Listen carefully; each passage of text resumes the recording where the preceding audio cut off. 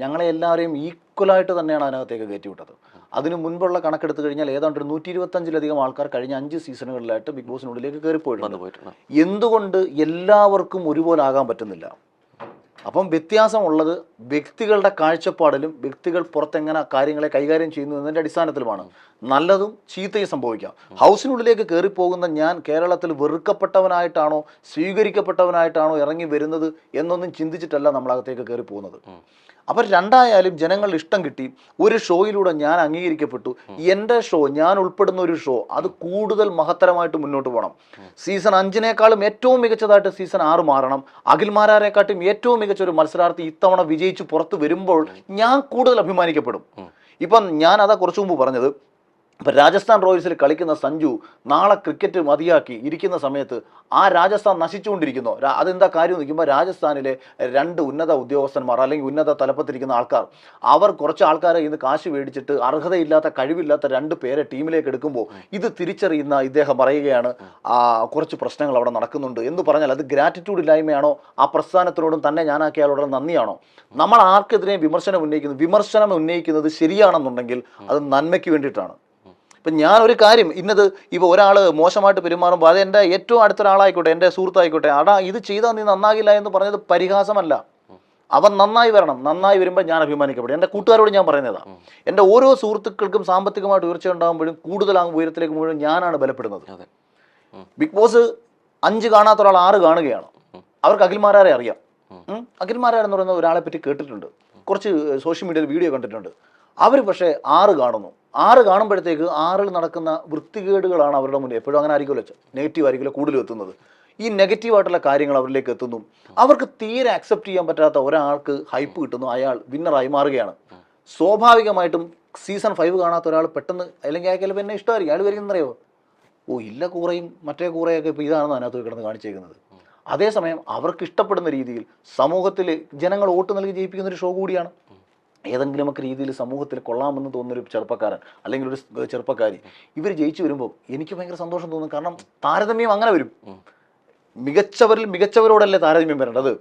ആ താരതമ്യമാണ് ഞാൻ ആഗ്രഹിച്ചത്. അപ്പം ഞാൻ നോക്കിയപ്പോൾ ഒരു സീസൺ 6 നശിപ്പിച്ച് നാറാണക്കല്ലടിപ്പിച്ച് ജനങ്ങളെ വിഡ്ഢികളാക്കി കൊണ്ടുപോയിക്കൊണ്ടിരിക്കുന്നു. ഈ ഒരു സീസണിൽ അത് ഏറ്റവും മികച്ച ഇപ്പോൾ കണ്ടന്റ് വൈസ് ആണെന്നുണ്ടെങ്കിലും അല്ലെങ്കിൽ അതിൻ്റെ എപ്പിസോഡ് നന്നായി പോകുമ്പോൾ അതിൻ്റെ ഗുണം മുൻ സീസണിൽ ഉണ്ടായിരുന്ന എനിക്ക് കൂടിയാണെന്ന് പറയുമ്പോൾ അതിനപ്പുറത്തേക്ക് ഒരു വശം കൂടിയില്ല. അതായത് ഇപ്പോൾ കഴിഞ്ഞ സീസണിലും അഖിൽമാരുണ്ടായിരുന്ന സീസണിലും പല രീതിയിലുള്ള വിഷയങ്ങൾ പുറത്തു വന്നിട്ടുണ്ട്. അതിലൊന്നായിരുന്നു മധുവിഷയം, അല്ലെ? അതൊരു വിവാദമായിരുന്നു പുറത്ത്.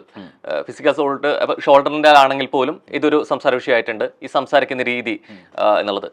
ഇത് മുൻ സീസണിലെ അതിൽ വിന്നറായിരുന്നവരോ അല്ലെങ്കിൽ മത്സരാർത്ഥികളായിരുന്നവരോ ഈ രീതിയിലേക്ക് അഖിൽ ബിഹേവ് ചെയ്ത് കഴിഞ്ഞാൽ, ഈ സീസണിൽ ഇത്ര മോശമായിട്ട് ബിഹേവ് ചെയ്ത് കഴിഞ്ഞാൽ ഞങ്ങളെ കൂടെ ബാധിക്കുന്ന വിഷയമല്ലേ? കാരണം ഞങ്ങൾ എത്രത്തോളം ഭംഗിയായിട്ട് ചെയ്തു വെച്ചൊരു സീസണെ അഖിൽ കൊണ്ടുവന്നിട്ട് ഇതാണ് ബിഗ് ബോസ്, ഈ ചെയ്തിരുന്ന ബിഗ് ബോസിലാണോ നിങ്ങൾ വിന്നർ ആയത് എന്നുള്ളത് ഉന്നയിച്ചു കഴിഞ്ഞാൽ അവിടെയും വിഷയമല്ല. മനോഹരമായ ഒരു ചോദ്യമാണ് നീ ചോദിച്ചത്. എനിക്ക് ഭയങ്കരമായിട്ട് ഇഷ്ടപ്പെട്ടു. പക്ഷേ അഖിൽമാരാർ അതിനകത്ത് എന്താണ് പറഞ്ഞത്?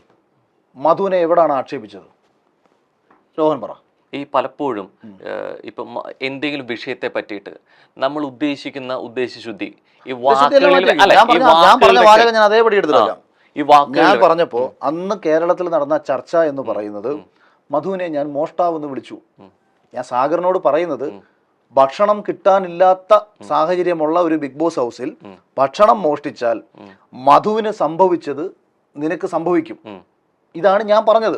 തമാശ രൂപയാണ്, ഇങ്ങനെ സീരിയസ് ആയിട്ടൊന്നും അല്ല പറഞ്ഞത്. ഡാ ലഹ്മാര് ഈ ഒരു ടോണിലാണ് ഞാൻ പറഞ്ഞത് പോലും. ഞാനത് പറഞ്ഞതിന് ശേഷം പുറത്ത് നടക്കുന്ന ഒരു ചർച്ച, മധുവിനെയും കുടുംബത്തെയും ഞാൻ ആക്ഷേപിച്ചു, മധുവിനെ ഞാൻ മോഷ്ടാവെന്ന് വിളിച്ചു എന്ന രീതിയിലാണ് വിളിച്ചത്. നിങ്ങൾക്കറിയാമോ, നിങ്ങൾ എൻ്റെ ഫോൺ ഇപ്പോൾ എടുത്താൽ ഞാൻ ഇപ്പോൾ തെളിവ് കാണിക്കാം, ആ ഫോണൊന്നും എടുത്തോട്ടോ. അതായത് 2018 ഈ പ്രശ്നം വന്ന സമയത്ത് കേരളത്തിലെ എല്ലാ മാധ്യമങ്ങളും മധുവിനെ മോഷ്ടാവെന്ന് തന്നെയാണ് എഴുതിയേക്കുന്നത്. എല്ലാവരും. ഞാൻ എന്റെ ഫേസ്ബുക്കിൽ ഞാൻ അത് തുറന്നു കാണിക്കാൻ ഇപ്പൊ അതായത് മറ്റു മാധ്യമങ്ങൾ എഴുതി കാണിക്കുന്നു.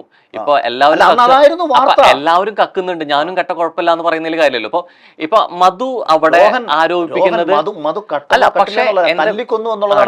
പക്ഷെ അവിടെ വിഷയം എന്നുള്ളത് പറയുന്നത് അതെ മോഷ്ടാവായിട്ട് പിടിക്കപ്പെട്ടു, അതിനുശേഷം തല്ലിക്കൊന്നു, ഇതാണ് വിഷയം അല്ലെ?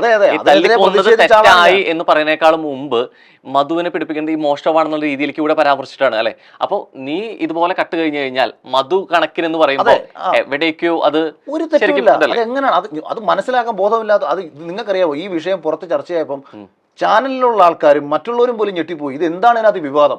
അന്ന് എനിക്കെതിരെ ഫസ്റ്റ് വീക്കിൽ എനിക്കെതിരെ എന്നെ എങ്ങനെയെങ്കിലും പുറത്താക്കണമെന്ന് നോക്കിയിരുന്ന ഒരു വിഭാഗം ആൾക്കാർക്ക് വീണ് കിട്ടിയ ഒരു കച്ചിത്തുരുമ്പ് അവരതങ്ങ് ഏറ്റുപിടിച്ചു. എന്റെ കാലക്കേടിന് ആ സെയിം സമയത്ത് മധുവിന്റെ വിധിയും വരികയാണ്. നമ്മളതൊന്നും അറിയുന്ന പോലുമില്ല. പക്ഷേ നിങ്ങൾ മനസ്സിലാക്കേണ്ട യാഥാർത്ഥ്യം, ഞാൻ പറഞ്ഞത് ആ അവസ്ഥ വരും. ആ അവസ്ഥയാണ് ഞാൻ പരിഹസിക്കപ്പെടുന്നത്. അതായത് തലയ്ക്ക് വെളിവില്ലാത്ത ഒരു പറ്റം ചേർന്ന് ഒരു സാധാരണ മനുഷ്യനെ തല്ലിക്കൊന്നു എന്ന് പറയുന്ന ഭ്രാന്ത് അത് ഈ ഹൗസിലുള്ളവർ ചെയ്യും. അപ്പൊ ഞാൻ ആക്ഷേപിക്കുന്നത് ഹൗസിലുള്ളവരെയാണ്. ഒന്നാമത്തെ കാര്യം, അവരെ പരിഹസിച്ചുകൊണ്ടാണ് പറയുന്നത്. നീ ചെയ്യുന്നത് ടാസ്കിന്റെ ഭാഗമായിരിക്കാം, മറ്റേ നിങ്ങൾക്ക് ബോധം കാണത്തില്ല. അവർ ഭക്ഷണം അവരുടെ ഭക്ഷണമാണ്, അവരുടെ സാധനമാണ്, അവർ ചിലപ്പോൾ നിന്നെ തല്ലിക്കൊന്നേക്കാം. അതേപോലെ പുറത്ത് മധു എന്ന് പറയുന്ന ഒരു മനുഷ്യനെ അവൻ ഭക്ഷണം മോട്ടിച്ചാലോ അപ്പോൾ എന്ത് ചെയ്തെന്ന് പറഞ്ഞാലോ ആ തല്ലിക്കൊന്നവന്റെ വൃത്തിയില്ലായ്മയും വിവരക്കേടിനെയുമാണ് ഞാൻ ആക്ഷേപിച്ച് അതിനകത്ത് സംസാരിച്ചതും. ഞാൻ 2018 മധുവിനെ അനുകൂലിച്ചുകൊണ്ട് ഞാൻ ഫേസ്ബുക്കിൽ ഇടുമ്പോൾ മാധ്യമങ്ങളെ മുഴുവൻ വിമർശനം എഴുതുന്നത് നട്ടല്ലില്ലാത്ത ഒരൊറ്റ ഒരുത്തിനും ഇല്ലാതായി പോയല്ലോ ഭക്ഷണം മോട്ടിച്ചതിന്റെ പേരിൽ ഒരുവനെ തല്ലിക്കൊന്നു എന്ന് പറയാൻ. ഇങ്ങനെയാണ് ഞാൻ എഴുതിയേക്കുന്ന പോസ്റ്റ്. എന്നിട്ട് കേരളത്തിലുള്ള അന്ന് എല്ലാം പബ്ലിഷ് ചെയ്ത മാധ്യമങ്ങളെ കട്ട് ചെയ്തിട്ടിട്ട് മനോരമ, മാതൃഭൂമി ഉൾപ്പെടെ എല്ലാവരും എഴുതിയേക്കുന്നത് മോഷ്ടാവെന്ന് ആരോപിച്ച് യുവാവിനെ പോലീസുകാർ കൊണ്ടുപോയ വഴിക്ക് മരിച്ചു, ദേഹാസ്വാസ്ഥ്യം വന്നു മരിച്ചു, തല്ലിക്കൊന്നു എന്നൊരുത്തൻ എഴുതിയിട്ടില്ല. ഒരാൾ തല്ലിക്കൊന്നു എഴുതിയിട്ടില്ല. അപ്പം ഞാൻ അന്ന് എഴുതുന്നത് ഒരു മനുഷ്യനെ തല്ലിക്കൊന്നു എന്ന് പറയാൻ നിനക്കൊന്നും നട്ടല്ലില്ലാതെ പോയല്ലോ എന്നാണെന്ന് എഴുതിയ ആളാണ് ഞാൻ. 2-3 പോസ്റ്റ് അന്ന് ഈ സമയത്ത് ഇട്ടിട്ടുണ്ട്. പക്ഷെ ഞാൻ ഹൗസിൽ പറഞ്ഞ സാധനം വളച്ചൊടിക്കപ്പെടുന്നു, അല്ലെന്നുണ്ടെങ്കിൽ ഇന്ന രീതിയിൽ വരുന്നു. അത് നമുക്ക് പക്ഷെ നീ ചോദിച്ചത് കറക്റ്റാണ്. അങ്ങനെ വേണമെങ്കിൽ തുടക്കത്തിൽ ചിന്തിക്കാം. പക്ഷെ മത്സരം ഒരു 30-40 ദിവസത്തോട് അടുക്കുന്നു. അഖിൽമാരാറിലൂടെ ഷോ മോശമാവുകയാണോ, അല്ലെങ്കിൽ അഖിൽമാരുടെ ബിഗ് ബോസ് സീസൺ 5 കാണാൻ ആൾക്കാർക്ക് താല്പര്യം ഉണ്ടാവുകയാണോ ചെയ്തത് എന്നുള്ള ചോദ്യത്തിന് ഉത്തരം കണ്ടെത്താൻ പോയി കഴിഞ്ഞാൽ ഈ പഴയ മത്സരാർത്ഥികൾക്ക് പ്രശ്നം ഉണ്ടാവില്ല. ഞാൻ ഇന്നും വിശ്വസിക്കുന്നത് ഒരുപാട് ആൾക്കാർക്കെങ്കിലും അന്ന് ഒരു 40 ദിവസം 50 ദിവസത്തിൽ എത്തി നിൽക്കുമ്പോൾ അതിനുശേഷം എങ്ങനെ പോയി എന്നുള്ളത് നോക്കിക്കഴിഞ്ഞാൽ ഇപ്പൊ പറയാൻ പറ്റുന്ന പറയണു. ഇപ്പോ സീസൺ 6 എത്തുമ്പോൾ ഇപ്പോൾ 70 ദിവസങ്ങളിലേക്ക് എത്തുന്നു. ഈ ഇനിയുള്ള 30 ദിവസം ഇവരെങ്ങനെ മത്സരിക്കാൻ പോകുന്നു, എങ്ങനെ ക്വാളിറ്റിയിൽ കണ്ടന്റ് വരുന്നു എന്നുള്ള അൺപ്രഡിക്റ്റബിൾ ആണ് അല്ലെ. അപ്പോൾ ഒരു രീതിയിലും ഇനി വരുന്ന 30 ദിവസങ്ങളെ കണക്കാക്കിയിട്ട് നമുക്ക് ആ ഷോ ഇപ്പൊ മത്സരാർത്ഥികളുടെ കണ്ടന്റ് ആ ഷോന് കൂടി ബാധിക്കുന്നുണ്ടല്ലോ. ഇപ്പൊ നേരത്തെ ചാനൽ തലപ്പത്തിരിക്കുന്നവരെന്ന് പറയുന്നത് ബാധിക്കുന്ന ആ ഷോന് കൂടിയാണ്. ഇപ്പോൾ എവിടെയും ഉന്നയിക്കുമ്പോഴാണെങ്കിൽ പോലും കൂടുതലും ആളുകളും ഈ ഷോയിനാണ് കണക്ട് ചെയ്ത് പറയുന്നത്, അല്ലെങ്കിൽ അതുമായി ബന്ധപ്പെട്ട മത്സരാർത്ഥികളാണ് ഫോക്കസ് ചെയ്യപ്പെടുന്നത്. ഈ പറഞ്ഞ വ്യക്തികളെ ആരും അല്ലെ ഒരു ലൈം ലൈറ്റിൽ നിൽക്കുന്നവരായതുകൊണ്ട് അല്ലാത്തവരായതുകൊണ്ടും അല്ലെങ്കിൽ ഇവരെ വ്യക്തിപരമായിട്ട് അറിയാത്തതുകൊണ്ടും എവിടെയും അവിടെ ഫോക്കസ് ചെയ്യപ്പെടുന്നില്ല. അപ്പോൾ ഈ ഷോയുമായി ബന്ധപ്പെട്ട് കിടന്നവർ തന്നെയാണ് ഇതിന്റെ പഴി കേൾക്കേണ്ടി വരുന്നതും ഇതിന്റെ അല്ലെ ബാക്കി വിശേഷങ്ങളിലേക്കൊക്കെ പോകുന്നതും.